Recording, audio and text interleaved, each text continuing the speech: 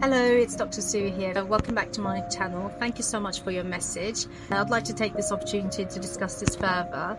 Firstly, I understand your concern, and like you, many of us shared these sentiments, shared these concerns. But I hope the next few things that I'll say will reassure everyone who had these concerns. Production of these vaccines did follow rigorous testing. Let's just go back to 4 years ago, where we all woke up one morning and found ourselves in the midst of a pandemic where we all felt hopeless. Everyone we knew was affected by COVID. We were all worried about how people would react. I myself had very close friends whose parents ended up in hospital for weeks.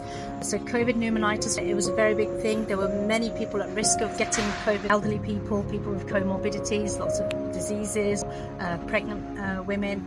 So there was a real fear that you were going to end up in hospital and maybe not come back alive.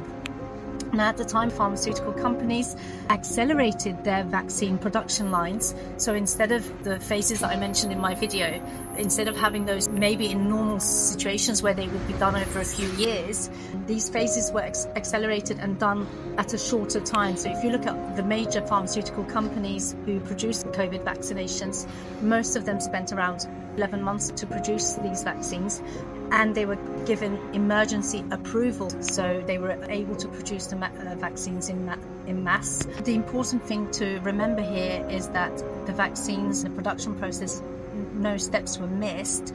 Rather, these steps were accelerated.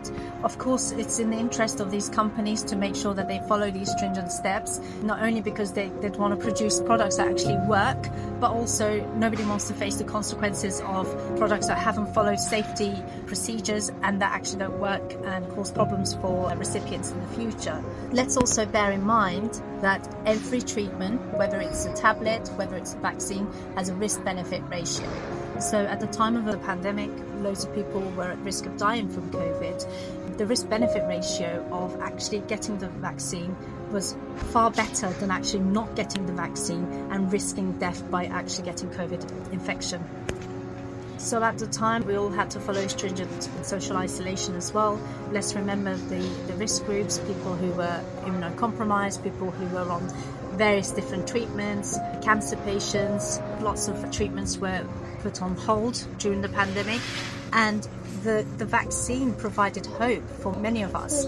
There was also a great deal of social isolation, mental health issues, delayed cancer therapy, lots and lots of routine procedures were also delayed.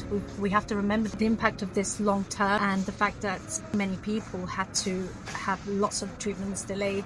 The vaccine gave us a glimmer of hope at the time, and the fact that it was produced in a more accelerated fashion meant that a lot of us could return back to normal life. In spite of the vaccine being produced more rapidly than what you would normally expect, even though all the steps were followed and expedited, it still took nearly a whole year for the vaccine to be produced. As with all treatments, COVID vaccine also has rare side effects. So in summary, getting the COVID vaccine is far better than actually getting COVID infection that could lead to serious COVID infection consequences. Let's also remember that rare complications such as thrombosis has only affected 1 in 50,000 to 100,000 cases of patients who were vaccinated against COVID. Bearing this in mind, I think that the benefits of actually getting vaccinated outweigh the risks. Thank you for listening, and if you have any further questions, do let me know.